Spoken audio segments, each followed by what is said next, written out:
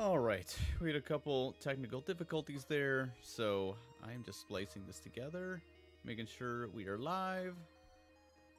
Is it going to show up? It says we're live. There we are, okay. Alright, let's do this again. Alright. I believe I was going to be talking about how... Yeah, here we go, okay. Yeah, so this is kind of where, you know, the past, you know, Phantasy Star merges with the fantasy setting that we kind of started off with here. I change this line just a little bit too.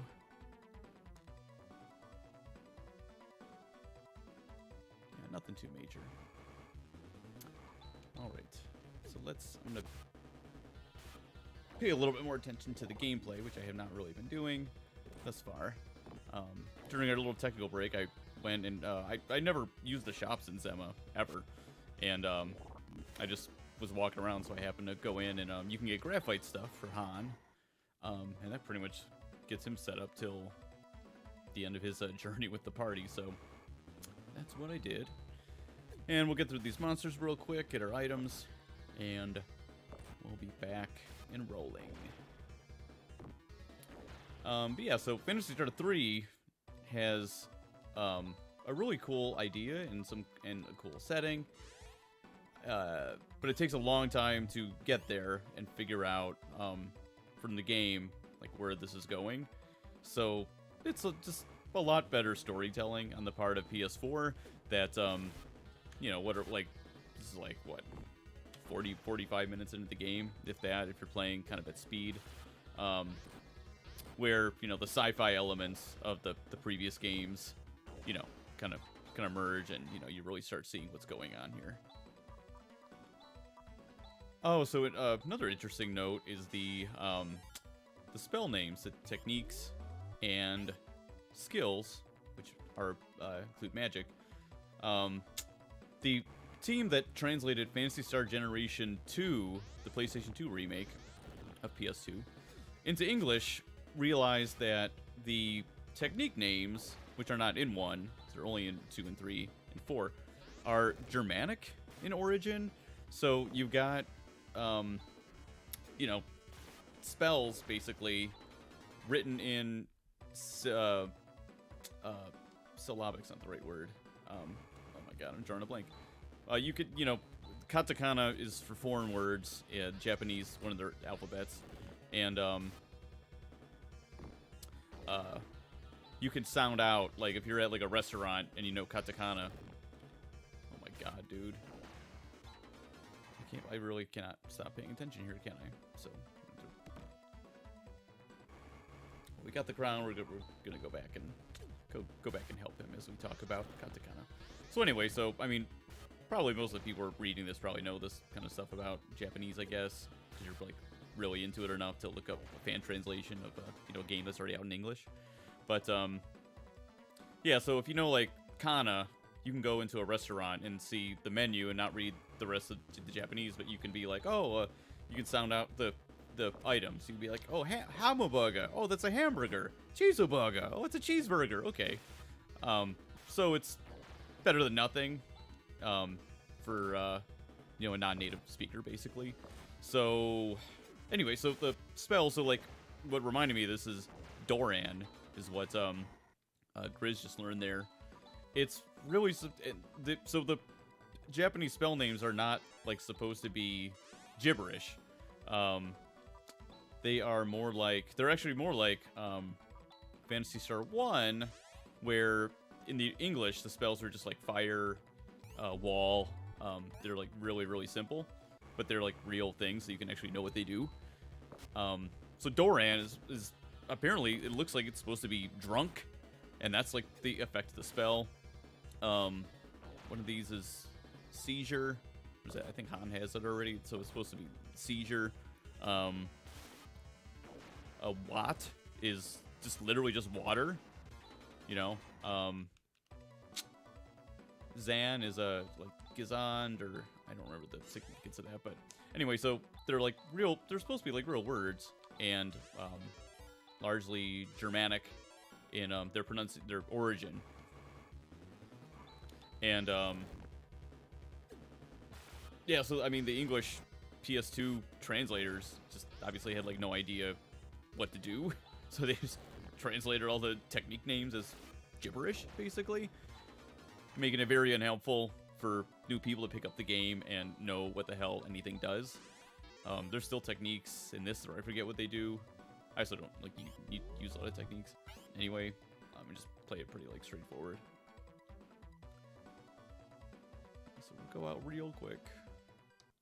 My characters are pretty. I mean, I was like running away from battles and everything. They're a little under leveled anyway, so this is probably for the best.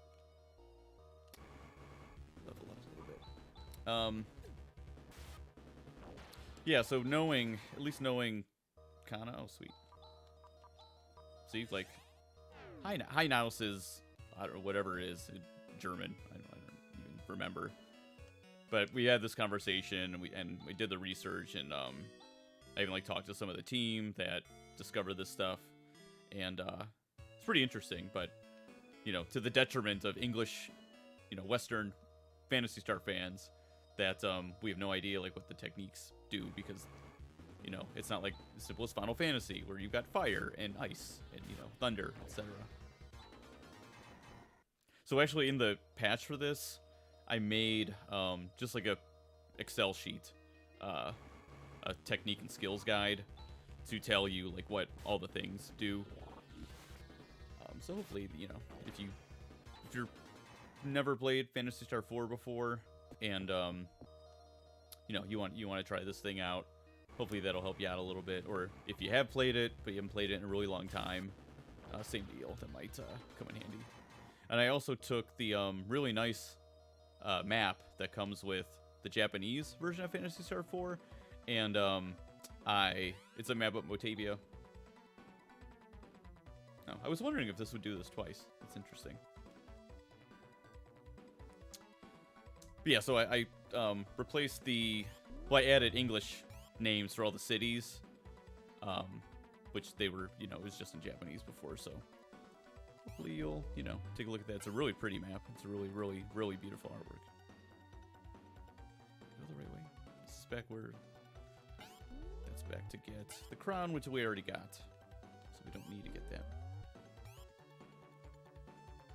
Yeah, so I figured, make sure I got the script up here still. Don't. Okay.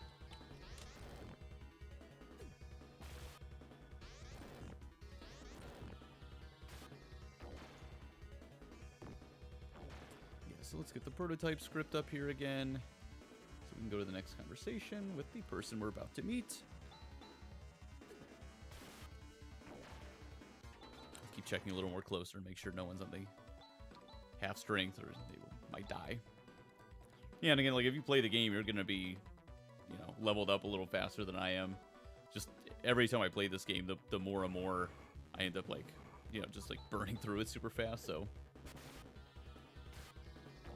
usually it works out fine, but not really when you're not paying attention to the gameplay.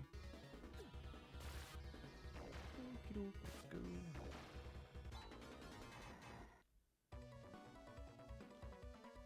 Here we go. Okay.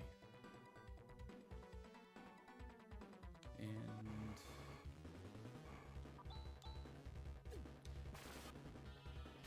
another really cool thing about this game, there's just so many, you know, homages to, especially the first game. I'm trying to remember if these guys are in the originals. They remind me of like the fish enemy, but I know it's not him. But yeah, like a lot of the creatures are especially from PS1, which is really cool. There's not a lot of classic games that just share the continuity that PS games do. Are you serious? This is a little ridiculous.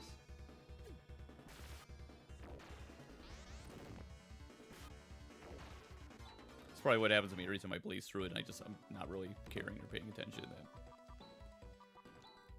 You know, like, oh, losing the character, like, who cares?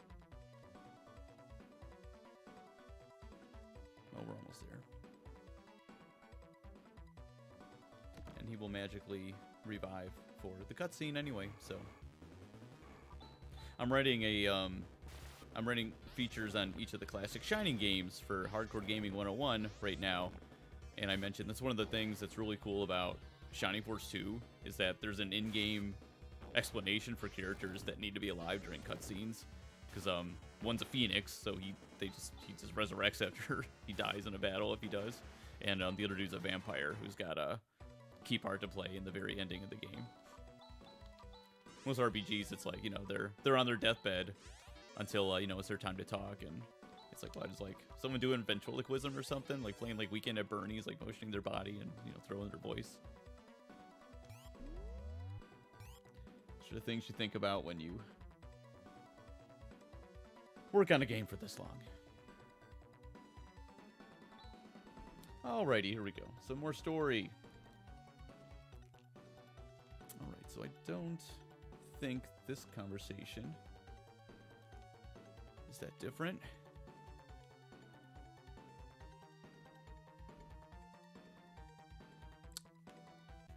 Oh, there's Rika. She's great. A couple things. I forget how much is going to be here, but a lot of the lore behind the Newman race is just kind of like the developers know it, and it's kind of out there, but it never really made its way into the games. And especially this connection, this really important connection from Phantasy Star 2, which is Nii and Nii First. I know it's Nei in Japanese, but I've been saying Nii since I was a little kid, and technically in English, that's another way you could pronounce it in English. So I know everyone's got their preferences on how to say things, and you know, saying it is like close to the, you know, I'm sure the Japanese as possible. But you know, for a lot of these things, you know, just whatever. Say it the way you say it. It's okay. It's not worth arguing about. I remember when I still used to do fighting game events, people would argue about how to pronounce Ryu's name, and I know it's not, you know, might be Street Fighter the movie. In Street Fighter the movie, they say Ryu, but I know it's not his name. But see how accurate this is. But anyway, my friend who was knows Japanese and taught there and everything, he's like, no one's saying it right. Ru, like kangaroo, Ru is not right. You know, Ryu is not right. He's basically just like, you know, unless you're speaking to a Japanese person about this character in Japanese, you know, it's okay to not get it exactly right. It's more like yeah, like with like a soft D, I guess.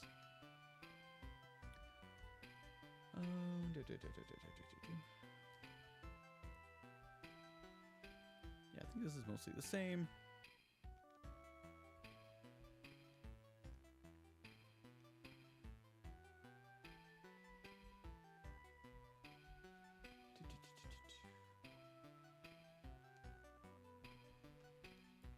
This looks like it's mostly the same.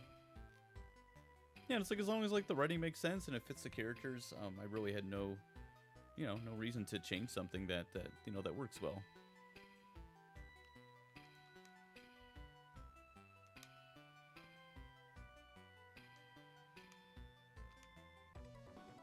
I made some small.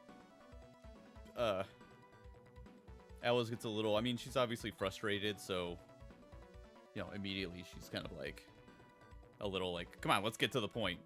You know, like when you accidentally click on something that isn't there, she's like, stop wasting time. You know, she's just like that personality. So, you know, she's not going to be happy about, you know, being kept in the dark or not being told all the information here, I think. So I gave Seed a name. I mean, why not? Structure environment enabling dialysis.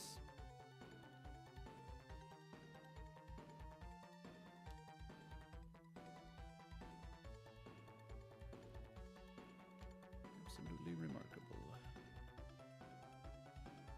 I like the phrase currently existing technology from Metal Gear Solid.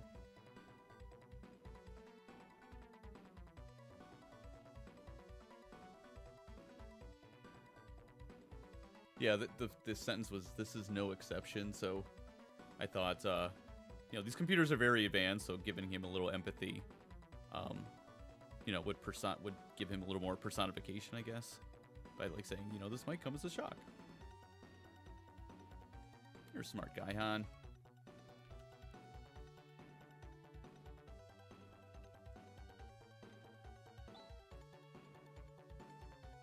Okay, cruising.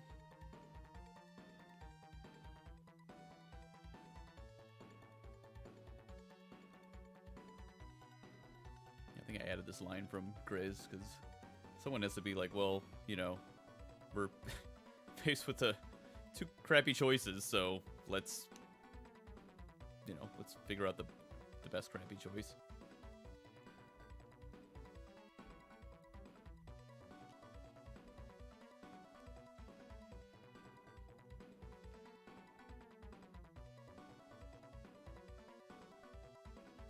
There's Demi.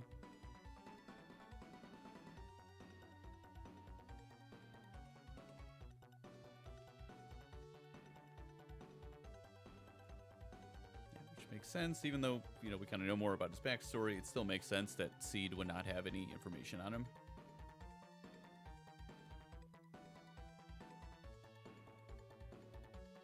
Oh, these couple sentences were worded a little bit strange. Yeah, so this used to be just, she is with Zio, and the name of that castle is Zio's fort, like that, you know, it doesn't. Let's make that make a little more sense. Let's make it a little more dramatic while we're at it.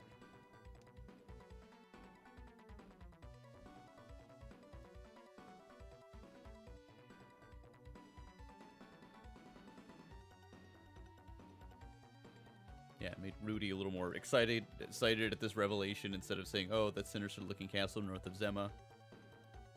And I know it's probably Zema, so don't get me, you know. But it's like the drink, so.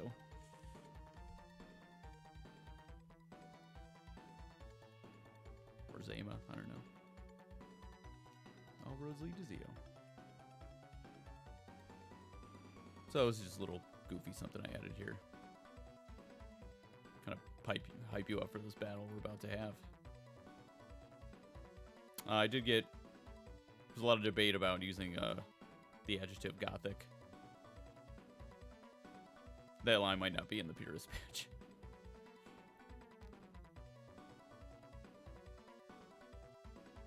And she only knows him as the principal has described Zio. As he relayed to them how that conversation went.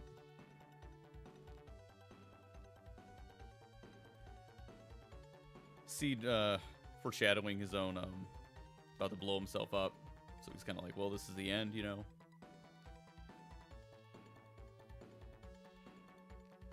Oh, yes, I was really happy to add a little bit of this back in.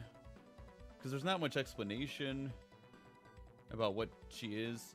She's a product of 1,000 years and genetic information. That's really all it says in the English scripts. So, seeing as that we never really get these answers the entire game, I thought it would make a little bit more sense for Seed to explain.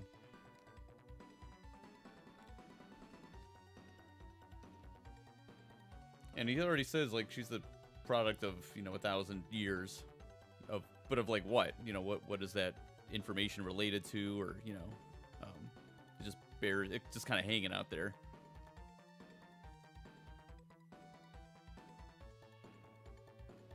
Yeah, and this, I don't even remember if this is in Phantasy Star 2. I think it is. I think this is in originally English PS2. But the point was to merge a human and a biomonster.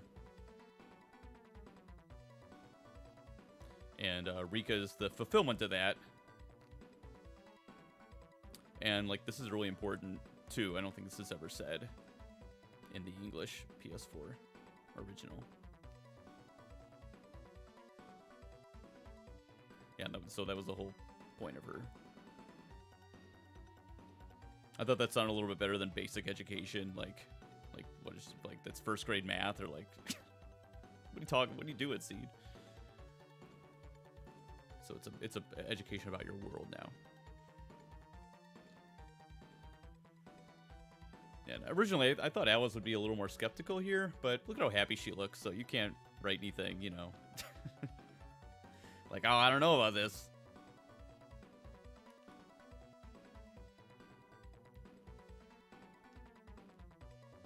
Yeah, she never mentions anything about her knowing how to, like, fight, you know. That's kind of important, so I thought I would throw that in there.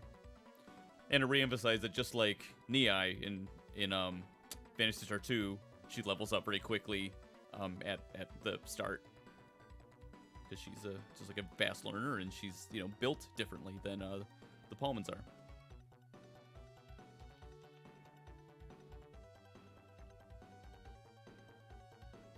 And Seed gives her kind of a, you know, a nicer send-off here.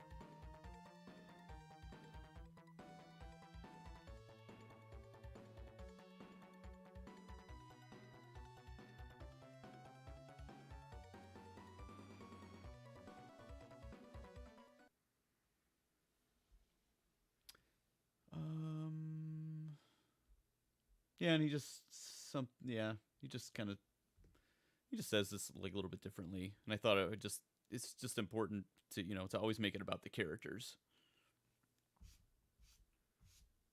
and kind of to make it clear that this is really, you know, he's aware of his self-sacrifice here. But, you know, I think it makes it a little more poignant when a computer knows that it's like, you know, killing itself, and it, you know.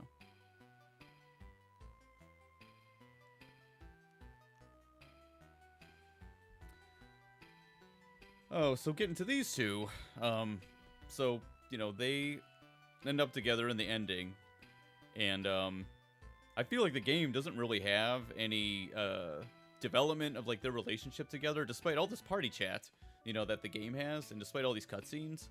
So, you know, it's what's in the game, so we just try to, you know, keep that in mind when there's like a big story moment like this, and, you know, bring them maybe inch them a little closer together, so it's not quite out of the blue when she makes the decision in the ending.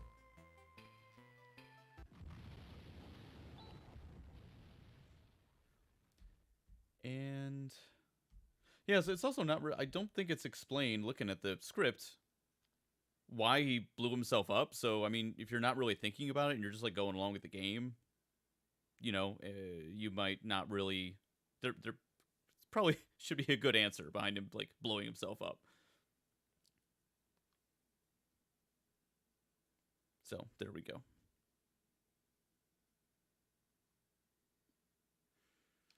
Yeah, and this, I'd like to know more about this concept. It seems like the Japanese concept of like carrying on someone's will. That's very much a part of Metal Gear. Metal Gear and Lunar being my very favorite series. And yeah, the philosophy of like Metal Gear kind of means a lot to me and has shaped my life view. Definitely. Okay. All right. Well, I just wanted to get that little clip since I had a little technical meltdown there. So yeah. So this is part 2 or 3, depending on when you're watching this. Cruising along. Next, soon we'll be at Zio's Fort, I guess. And yeah, really, you know, it's kind of nice to, you know, shore up some of the punctuation, you know, and the wording, and, you know, add a little character development here or there. But you know, now we're really gonna start, you know, getting to the sad stuff. So yeah, hope you like what's going on so far, and you know, that'll definitely be a different tone when we get there. You know, working designs are purest patch. It's like I said, 99% of the script is the same, and especially at the more dramatic parts of the game. You know, we're not you know, we're not putting in like Tootsie Pop jokes or something. So yeah, hope you're enjoying it so far, and